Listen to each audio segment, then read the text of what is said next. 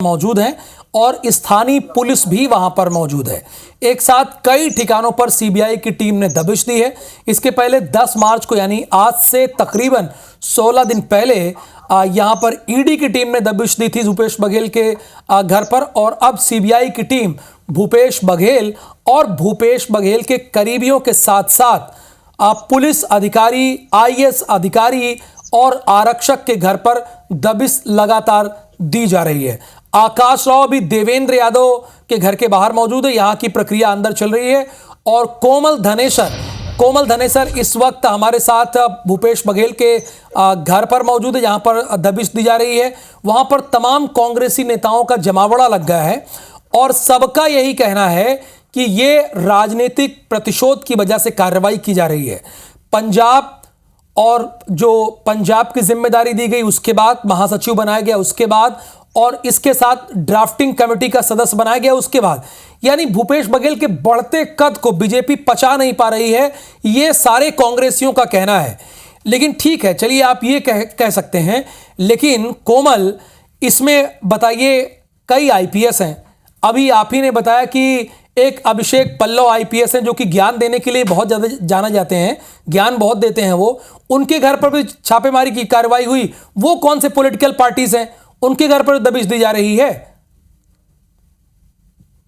जी बिल्कुल, जिस तरीके से पूरे आईपीएस अधिकारी और पुलिस कर्मी के अलावा यहाँ पर जो आईएएस या जो भी अधिकारियों के ऊपर कार्रवाई हो रही है, वो भी कहीं ना कहीं मामले से जुड़े मामले हैं। महादेव सट्टा ऐप में सबके नाम सामने आए थे और एक पूरी लिस्ट थी। ईडी ने सबको पूछताछ के लिए बुलाया था, सबके साथ में यहाँ पर उनकी पूछताछ हुई थी। उसके बाद लंबे समय के बाद अब सीबीआई इस पर पूरे संज्ञान लेकर के पूरी कार्रवाई कर रही है। तो इतने जो बीच का जो गैप था ईडी की पूछताछ और सीबीआई की कार्रवाई के बीच में, तो कहीं ना कहीं सारे सबूत जुटाए गए, सारी चीजों को लिंकअप किया होगा। उसके बाद ये टीम एक साथ यहाँ पर पहुंची है इन सभी दर्जन भर से ज्यादा जगहों में। तो कहीं ना कहीं संलिप्तता तो सामने बिल्कुल नजर आती है, लेकिन अब वो कितनी संलिप्तता है, कितनी इसमें उनकी भूमिका है, कितने आईपीएस अधिकारियों की भूमिका है, कितने यहाँ पर पॉलिटिकल जो लीडर्स है उनकी भूमिका है, ये सब तो जांच के बाद ही पता चलेगा। लेकिन कहीं ना कहीं समर्थक अपनी जगह पर, जो समर्थकों की बिल्कुल ये तो उनकी कर्तव्य निष्ठा की बात कहेंगे कि समर्थक जो कह रहे हैं वो तो अपने नेता का बिल्कुल पक्ष लेंगे ही लेंगे और लेना भी चाहिए, क्योंकि समर्थक है तो आखिर उनके नेता पर कभी कुछ होगा तो उनके साथ खड़े रहते हैं। लेकिन जब आईपीएस है उनके साथ में जो है चीजें हो रही है, तो वो भी कहीं ना कहीं मामला जब सामने आया है कि पूरे घंटों पूछताछ हुई थी, चाहे हम आईपीएस अभिषेक पल्लव की बात करें, चाहे संजय ध्रुव की बात करें, या फिर उन पुलिस कर्मियों की जो बर्खास्त हो चुके हैं, कहीं ना कहीं सबूत रहा होगा तब उन्हें विभाग ने बर्खास्त भी किया है, जेल में है वो। तो कहीं ना कहीं जब पूरी तरीके से संलिप्तता सामने नजर बिल्कुल आ रही है कि जिस तरीके से विधानसभा चुनाव में करोड़ रुपए, यहाँ भिलाई की बात करें, रायपुर की बात करें, जो पुलिस ने यहाँ पे टीम ने पकड़े थे, पैसे भी वहां पे सब जब्त हुए थे। तो ये पैसे आखिर कहां से आए थे, किसके पास से आए थे? और लगातार सौरभ चंद्राकर के जो सहयोगी है उनके कुछ वीडियो वायरल हुए थे। उन्होंने खुलेआम कहा था वीडियो में कि उन्होंने यहाँ पर प्रोटेक्शन मनी के रूप में वो पैसे पहुंचाते थे सभी को, ताकि उनका जो कारोबार है वो फलता फूलता रहे, कोई डिस्टर्बेंस ना हो। तो कहीं ना कहीं ये जो सारी चीजें एक कड़ी दर कड़ी जुड़ती जा रही है और जिस तरीके से कड़ी को जोड़ करके अब सीबीआई की टीम यहाँ पहुंची है, तो हो सकता है शाम तक के अधिकारी इसमें जो बयान है अपने आधिकारिक, जो उनके चाहे ट्विटर हैंडल हो, चाहे जिस तरीके से वो अपने बयान जारी करते हैं, तो जारी होंगे तब पता चलेगा कि आखिर कितनी चीजें सामने आई है यहाँ पर। अच्छा कोमल, अभी जहां पर दबिश दी जा रही है वहां पर आप मौजूद हैं, अंदर कौन कौन है उस घर के अंदर, कौन कौन है? अब भूपेश बघेल के कौन कौन से करीबी रिश्तेदार मौजूद हैं जिनसे पूछताछ की जा रही है? जी देखिए, अंदर में यहाँ पर भूपेश बघेल है, उनके बेटे हैं चैतन्य, उनकी पत्नी, उनकी बेटियां यहाँ पर मौजूद हैं और दामाद क्षितिज चंद्राकर बाहर है, क्योंकि अंदर अब जाने नहीं दिया जा रहा है। तो क्षितिज बाहर खड़े हैं, उनके दामाद हैं और उनसे हमने बात भी की थी। तो वो बहुत ज्यादा पॉलिटिकली कुछ तो बोलते नहीं है, लेकिन फिर भी उनका ये कहना है कि परेशान करने की नियत से ये सेंट्रल एजेंसीज उन पर कार्रवाई कर रही है। और यहाँ पर अगर हम बात करें तो थोड़ी देर पहले छत पे उनकी बेटियां नजर आई थी, कुछ अधिकारी नजर आए थे। इसके अलावा यहाँ पर गाड़ी, यहाँ पर जब बाहर में गाड़ियों की जांच की गई थी, एक गाड़ी की जांच की गई थी, उस समय मीडिया कर्मियों को भी यहाँ पर कवरेज करने के लिए रोका गया था सेंट्रल एजेंसी ने। तो उस वक्त कांग्रेस से भी काफी भड़क गए थे कि आखिर क्यों कवरेज करने से रोका जा रहा है, वो भी एक दायरे में खड़े। और यहाँ पर पिछली बार जो ईडी की टीम के साथ हुआ था उसके देखते हुए बैरिकेडिंग काफी सख्त है। यहाँ पर लोकल पुलिस भी पहुंच चुकी है और सेंट्रल एजेंसी की भी जो फोर्स है वो भी बड़ी संख्या में। तो कहीं ना कहीं जो इस तरीके से यहाँ पर पिछली घटना का सबक लेते हुए पुलिस भी अपनी तैयारी में है कि इस बार कोई ऐसी अधिकारियों से घटना ना हो जाए, ताकि जो पिछली बार ईडी की टीम की गाड़ी पर पत्थर फेंका गया था, एक कांग्रेसी नेता सनी अग्रवाल ने यहाँ पर पत्थर फेंका था, तो उस तरीके की जो घटना ना हो उसे रोकने की जो बैरिकेडिंग की गई है वो सारी चीजें। लेकिन अभी फिलहाल कार्यकर्ता शांत बैठे। लेकिन लास्ट टाइम आपने देखा होगा कि जब ईडी की टीम पहुंची थी, कार्यकर्ता काफी अग्रेसिव थे, उनके घर के सामने बैठकर नारेबाजी कर रहे थे, जमीन पर बैठ गए थे, प्रदर्शन कर रहे थे। लेकिन वो स्थिति अभी नहीं है। अभी लोग यहाँ बैठे जरूर है पर शांतिपूर्ण तरीके से बैठे हैं, चर्चा कर रहे हैं। और जब दाऊजी बाहर आए थे, भूपेश बघेल बाहर आए थे, तब उन्होंने जरूर उनके समर्थन में नारे लगाए थे। लेकिन अभी फिलहाल यहाँ पर लोग शांत बैठे हुए हैं और बाहर बैरिकेडिंग हो चुकी थी, इससे कई समर्थकों को अंदर नहीं आने दिया जा रहा है। कोमल, उनके आप दामाद का नाम ले रही हैं, क्षितिज कुछ कह रहे हैं, क्षितिज उनके दामाद का नाम है, तो वो अगर बाहर आ रहे हैं और मीडिया से मुखातिब हो रहे हैं, हालांकि बात नहीं कर रहे हैं, इसका मतलब पूछताछ के दायरे में उनके दामाद नहीं है, केवल भूपेश बघेल हैं। अभी ये समझ में आ रहा है, क्योंकि क्षितिज को भी अंदर जाने नहीं दिया जा रहा है। वो भी बाहर, जब भूपेश बघेल 1 मिनट के लिए बाहर आए थे तब उन्होंने बाहर ही खड़े होकर उनसे बात की थी और उसके बाद वो लगातार यहाँ पर बने हुए हैं। तो कहीं ना कहीं पूछताछ का जो दायरा है वो भूपेश बघेल के ऊपर में ही है, वहीं पे अंदर में सारी चीजों की पूछताछ की जा रही है। ठीक है, सौरभ सिंह परियार हमारे साथ जुड़े हुए हैं। कोमल धनेसर ने तो ये जानकारी दी कि भूपेश बघेल अंदर है और पूछताछ उन्हीं से की जा रही है। उनके दामाद भी आए थे, उनसे भी बात नहीं की जाने दी है, नहीं हो पाई है। सौरभ, आपके पास क्या अपडेट है और आप अभी कहां मौजूद हैं? क्या रायपुर वाले आवास पर मौजूद हैं आप?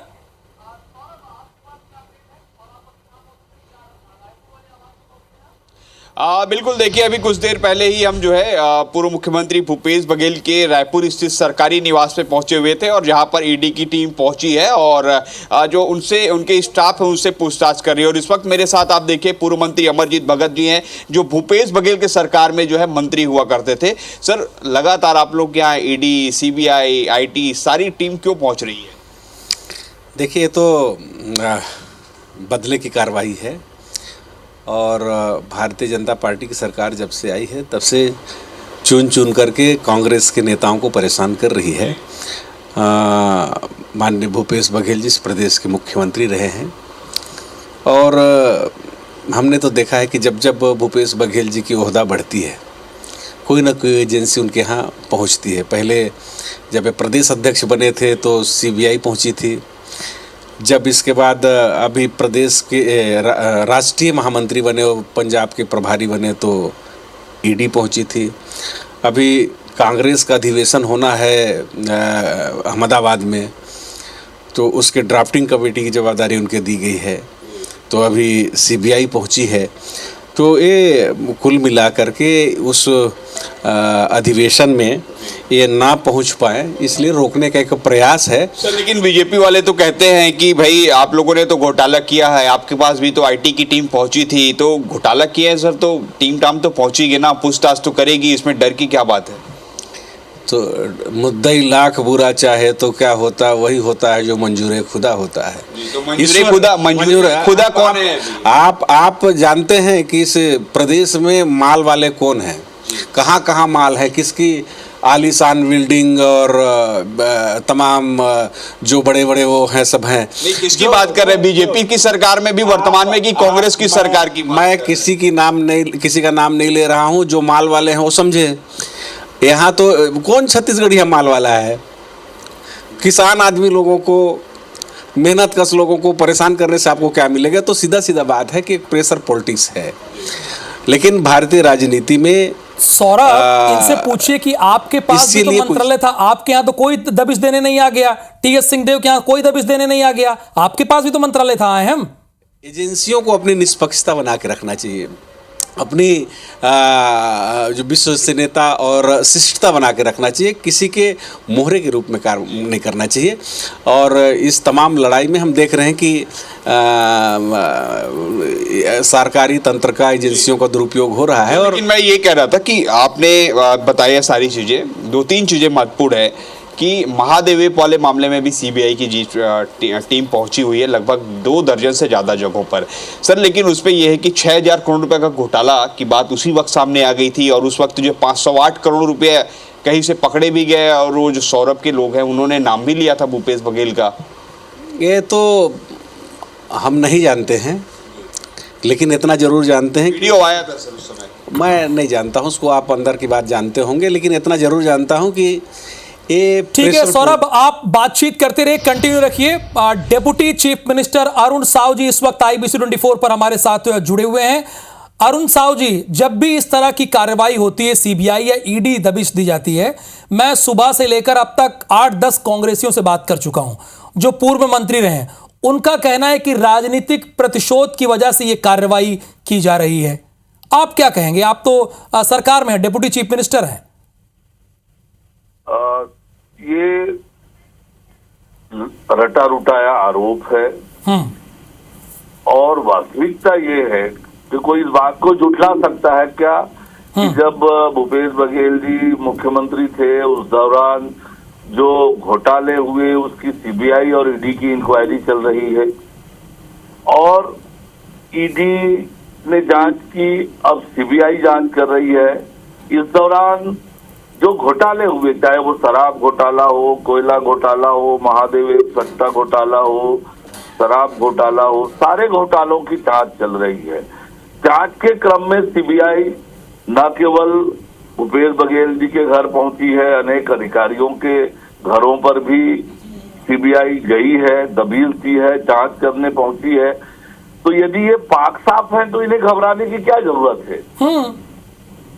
पाक साफ है तो घबराने की क्या जरूरत है? CBI तो केवल जांच करने पहुंची है, जांच में सहयोग करे और दूध का दूध पानी का पानी हो जाए। और ये कहना कि किसी राजनीति के कारण से ये जांच हो रही है, कोई CBI या और कोई संस्था ये लगातार जांच कर रही है, जांच के क्रम में लगातार कार्यवाहियां हो रही है। अचानक से कार्यवाही या आज कार्यवाही चालू की गई है ऐसा तो है नहीं, बहुत पहले से इसकी जांच चल रही है। जांच के क्रम में CBI जांच के लिए पहुंची है, जांच में सहयोग करें, निर्दोष है तो निर्दोष साबित होंगे, उसमें कोई बात है नहीं। बिल्कुल निर्दोष है तो। लेकिन एक अभी थोड़ी देर पहले डेप्यूटी चीफ मिनिस्टर, पूर्व में डेप्यूटी चीफ मिनिस्टर रहे हैं, उन्होंने कहा है कि ये नया भारत है। इस नए भारत में ये है कि पहले तो आप पर आरोप लगा दिया जाता है, आपको सजा दी जाती है, उसके बाद कार्रवाई होती है। इसे आप कैसे बताएंगे अपने तरीके से? ये TS सिंहदेव का बयान था। नया भारत तो है लेकिन उनकी नजर वाला नया भारत नहीं। अच्छा। नया भारत है भ्रष्टाचार पर 0 टॉलरेंस, भ्रष्टाचार पर 0 टॉलरेंस और भ्रष्टाचार में जो भी लिप्त होगा, कोई छोटा आदमी हो कोई बड़ा आदमी हो, ये कानून तो सबके लिए है। और भ्रष्टाचार घोटाले, वही अरुण साव जी मैं आपको रोक रहा हूं, मैं देख रहा हूं कि आरक्षक के घर पर भी दबिश दी गई है, IPS के घर पर भी दबिश दी गई है, सीनियर IPS के घर पर भी दबिश दी गई है, पूर्व में IAS रहे उनके घर पर दबिश दी गई। ये तो पॉलिटिकल पार्टी से नहीं है, इनके घर पर भी छापा पड़ा है। यही मेरा कहना है कि ये जो रटा रुटाया आरोप है ये उचित नहीं है। ये तो घोटालों की जांच चल रही है, घोटाले के संबंध में जिनके जिनके लिए भी कुछ विषय आएगा कि इनके पास कोई जानकारी हमको मिल सकती है, इनके पास कोई तथ्य मिल सकता है इस घोटाले से संबंधित, तो उन तक तो CBI जाएगी, जो जांच एजेंसी है वो जाएगी, पूछेगी आपसे कि इसके बारे में आपका क्या कहना है, आप बताइए। आपका कोई दोष नहीं है तो कोई CBI के ऊपर भी अदालत भी होता है, कानून है, कानून से बढ़कर तो कोई होता नहीं है। और इसलिए जो भी जिनके खिलाफ भी विषय आया हो, जिनके पास भी कोई तथ्य मिल सकता है घोटाले से संबंधित, जांच एजेंसी उन सब तक जाती है। बिल्कुल, यानी भ्रष्टाचार की परतें खुल रही हैं अब धीरे धीरे। अरुण साव जी आप ये कह रहे हैं? निश्चित रूप से जांच का यही क्रम होता है। आज जांच में हमने 4 लोगों से पूछताछ की, उनसे जो तथ्य मिलेगा उनके तथ्य के आधार पर और कुछ आइडेंटिफाइड लोग आएंगे कि ये और उस तथ्य के बारे में बता सकते हैं, उन तक भी पहुंचेंगे। ये सतत प्रक्रिया है जांच की, और जांच की सतत प्रक्रिया आगे बढ़ रही है। और जहां जहां पर कुछ तथ्य मिलने का, कुछ साक्ष्य मिलने का तथ्य आता जाएगा, उसके आधार पर जांच की कार्यवाही आगे बढ़ेगी। ये अरुण साहू जी देखिए कितना सिस्टमैटिक था सब कुछ। देखिए आरक्षक के बाद आईपीएस, आईपीएस के बाद आईएएस, आईएएस के बाद विधायक, विधायक के बाद पूर्व मुख्यमंत्री। क्या इस तरह से काम होता है यहाँ पर? आप देखिए चूंकि अगर कार्रवाई की गई है तो सीबीआई ऐसे तो वहां पहुंच नहीं गई होगी। वही तो मैं आपसे कह रहा हूं, वही ये जांच का प्रक्रम है। जांच में जो जो तथ्य आते जाएंगे कि इन लोगों के पास हमें कुछ जानकारी मिल सकती है, कुछ तथ्य मिल सकता है, कुछ प्रमाण मिल सकता है, तो ऐसे क्रम आगे बढ़ता है जांच का। और जांच का क्रम लगातार आगे बढ़ रहा है और छोटे से लेकर बड़े जिनके लिए भी मिला होगा कोई तथ्य सीबीआई को, वो वहां तक जाएंगे, जांच करेंगे। जांच में आप सहयोग करिए, सभी व्यक्ति को, चाहे वो छोटा हो बड़ा हो, सबको जो जांच एजेंसी है उसको सहयोग करना चाहिए। आप निर्दोष हैं तो उसके तथ्य जांच एजेंसी के समक्ष। अरुण साहू जी देखिए बड़े बड़े अधिकारी हैं, सौम्या चौरसिया उनके घर पर भी छापा पड़ा है, आनंद छाबड़ा उनके घर पर भी छापा पड़ा हुआ है। ऐसे में जनता का भी मोरल वो होता है कि भाई अधिकारी भी इसमें, इस पर आप क्या कहेंगे? ये इन्वॉल्व थे, किस पे विश्वास किया जाए? देखिए ये पिछले 5 सालों में हम सब ने देखा था कि कांग्रेस की सरकार थी, किस तरह से तंत्र को भ्रष्टाचार से चलाया जा रहा था, किस प्रकार से ऊपर से नीचे तक भ्रष्टाचार की कड़ियां जुड़ी हुई थी, किस तरह से एक क्रिमिनल सिंडिकेट बनाकर करप्शन किया जा रहा था। तो ये जब तक एक पूरा नेक्सस न बने, रैकेट न बने, सिंडिकेट न बने, तब तक इतने बड़े बड़े घोटालों को अंजाम दिया नहीं जा सकता है। और इसलिए क्रमशः परत दर परत जांच एजेंसियां जांच कर रही है और जांच में जो जो तथ्य आएंगे आगे बढ़ेगी जांच की कार्यवाही। साहू जी आप सरकार में हैं, आप सरकार हैं, तो ऐसे में जो आईएएस और आईपीएस ऑफिसर के घर पर छापे पड़े हैं तो उनके खिलाफ आपका क्या रुख होगा? कार्रवाई तो हो रही है, जब तक वो उनको क्लीन चिट ना मिल जाए तब तक बड़े पद पर ना हो, आपका क्या रुख हो सरकार का? मैंने वही कहा आपसे, चाहे वो केंद्र में नरेंद्र मोदी जी के नेतृत्व वाली सरकार हो या राज्य में विष्णुदेव साय जी के नेतृत्व वाली सरकार हो, करप्शन पर जीरो टॉलरेंस पे हम चल रहे हैं। करप्शन के जहां पर भी मामले आएंगे कठोर कार्यवाही होगी। बहुत धन्यवाद हमसे बातचीत करने के लिए। तो अरुण साहू जी का कहना है कि हमारी सरकार प्रतिबद्ध है भ्रष्टाचार पर जीरो टॉलरेंस के लिए। वो कोई भी हो, अधिकारी हो या कोई भी पूर्व मुख्यमंत्री हो, हमारी सरकार भ्रष्टाचार पर जीरो टॉलरेंस को लेकर प्रतिबद्ध है। लगातार इस खबर पर हमारी नजर बनी रहेगी, लेकिन वक्त एक छोटे से ब्रेक का है, होते हैं फौरन हाजिर।